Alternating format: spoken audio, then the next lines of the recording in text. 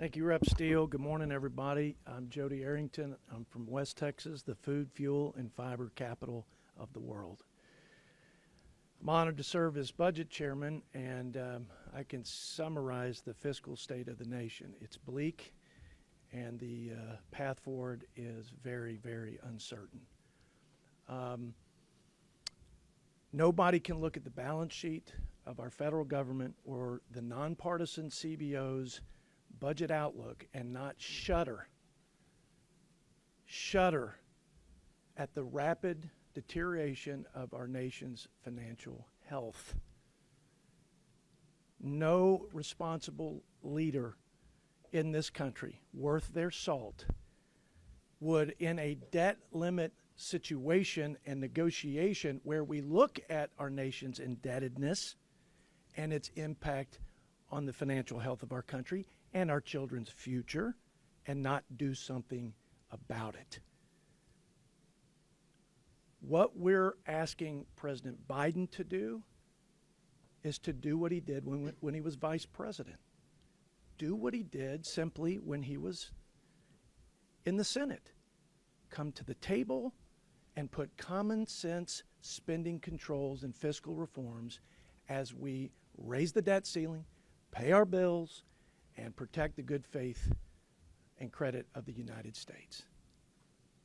Folks in West Texas, and I imagine across the country, see that as pretty straightforward, especially, Madam Chair, as they suffer under the effects of the $10 trillion in spending over the last 2 years, $6 trillion added to the national debt, record inflation, soaring interest rates, and a nosedive into recession. That is the reality of the rest of America. And so they're tightening their belts and they're changing their spending habits. And by God, the people in this town who represent this great nation, who are responsible for funding this government, need to do the same. I was at the Rules Committee hearing last night, 6 hours, required all the stamina I could muster and patience. But I think there are a few things that are noteworthy that I would like to share with you. Number one, I didn't hear any of my Democrat colleagues challenging or pushing back on the substance of our debt ceiling proposal. I think it's that straightforward. I think it's that common sense to right-size the bureaucracy coming out of COVID.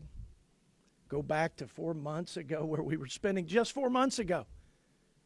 Obama's last year of his budget had us spending at that level. So I think there's consensus that that is extremely reasonable.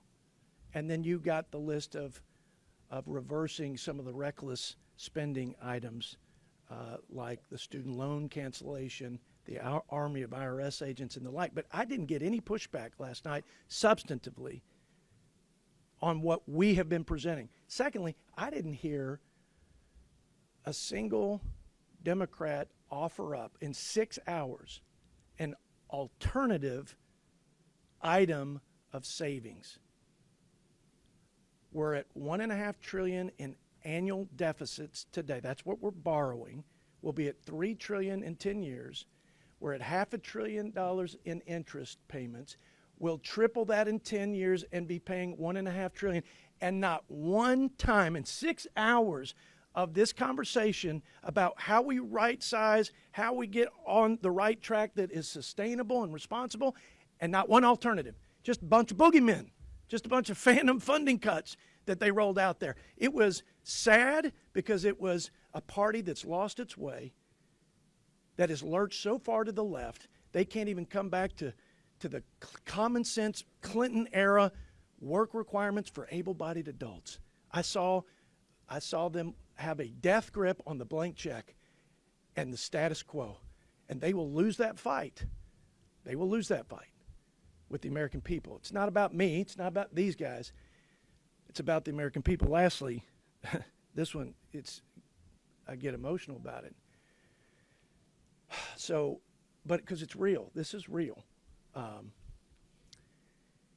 The most vulnerable group in America, in my mind, and there are lots of vulnerable groups, and we have to be responsible. And we have to prioritize. That's what this is about, prioritizing. But it's also about protecting the future as we prioritize and our children's future. I think the most vulnerable group in America are the children that have no place in this town, no lobbyists to speak of that I know of, no seat around the table, it feels like, and they're going to inherit $31 trillion in debt and counting. Who's going to speak up for them? This is what they will inherit, and somebody's got to speak up. But in 6 hours, and I close with this, in 6 hours, and you'll never invite me back to another one of these press hearings, but in 6 hours, I heard a lot of stakeholders in government programs and government funding. I heard a lot of groups and communities. I never once, and I said this at the hearing, if you listen to the 6 hour tape, not one time did my Democrat colleagues mention the children and grandchildren of the people here, the future generation of Americans who will inherit the whirlwind because of the seeds that were sown of reckless spending and an insatiable appetite to spend this country into bankruptcy. So I'm going to support this Limit, Save, Grow, obviously, and it's a responsible thing to do. It's the right thing to do, and I pray to God that we'll get our president, respecting him in the office, to come to the table and be a leader worthy of the citizens of the United States of America. We will now hear from our whip, Tom Emmer.